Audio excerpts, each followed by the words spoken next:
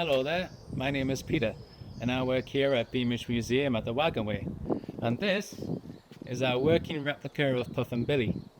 Now the original Puffin Billy was built in 1813 and it worked at Wylam Colliery, where it transported coal along a 5-mile long piece of track down to the Tyne, and it did that for about 52 years. The original Puffin Billy is actually at the Science Museum in London and is in fact the oldest surviving steam locomotive in the world.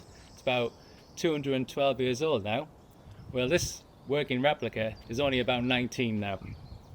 Now then, what we're going to do today is we're going to show you how we actually prep Puffin Billy for a day running. Okay, so why don't you come and join us? So what I'm doing here is I'm checking the water gauge glass, and this is letting us know how much water is in the boiler. Lets us know that it's safe to light. Now what we're doing here at the moment is checking the firebox. What we're looking out for is to make sure that there's been no damage when the engines run on the previous day, making sure that the tubes are clear. What we're going to do now is actually we're going to use a tube brush to clean the tubes, and I'll show you how we do that. Right, so what Alex is doing at the moment, he's using a tube brush to clean the tubes.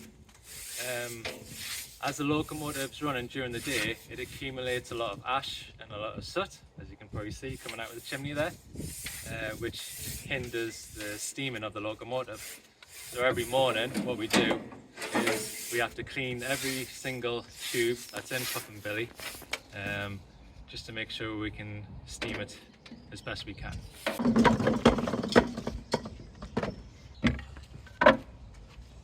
So what I'm doing here is I've got a layer of rags inside the firebox, and on top of that we use wood.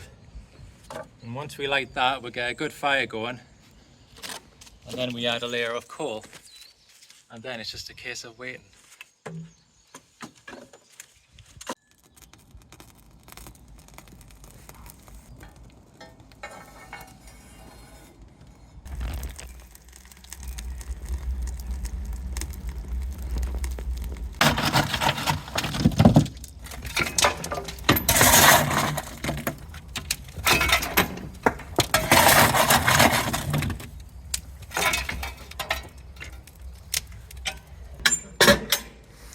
Now that the coal is added to the firebox, we just got to wait for that to burn. But the thing with steam engines is that they can take quite a while to get into steam, quite a few number of hours in fact. This is why what we do today is called a warming fire. If we came in first thing in the morning when the museum was opening, I think they would still be waiting by the end of the day before this was ready.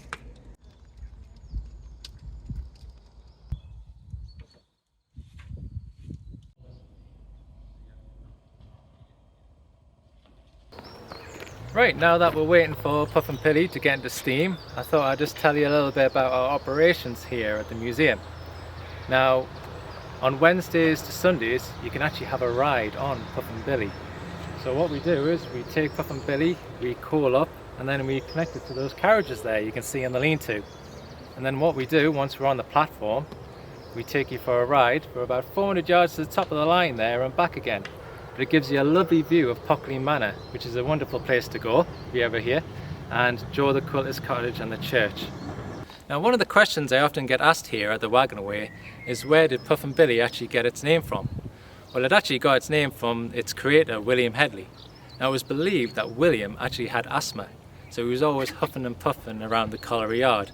So the crew actually decided to name the locomotive after him, Puffin Billy. Now then, I hope you've enjoyed our little insight here at the Wagonway behind the scenes, and I hope you actually come along for a ride on a Wednesday to Sundays. I hope to see you there.